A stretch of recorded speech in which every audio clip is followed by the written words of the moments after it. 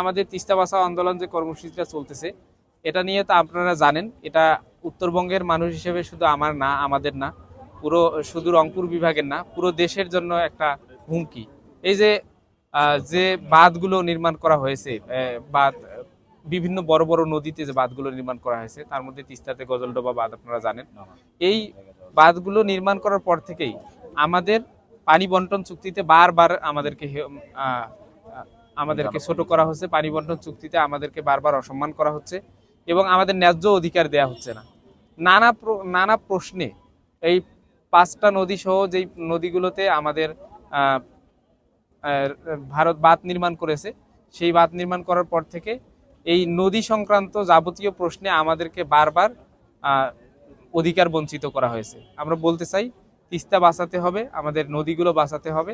বাংলাদেশ নদীমাতৃক দেশ, এই নদীমাতৃক দেশের নদীগুলো না বাঁচলে আমরা বাঁচবো না। তবে আমরা বলতে চাই, ভারত প্রশ্নে, ভারত যেহেতু সবসময় আধিপত্যবাদ দেখাতে চায় বাংলাদেশে, সেই ভারত প্রশ্নে আমাদের সবাইকে একসাথে লড়তে হবে এবং আমাদের অধিকার আমাদেরকে নিশ্চিত করতে হবে ইনশাআল্লাহ।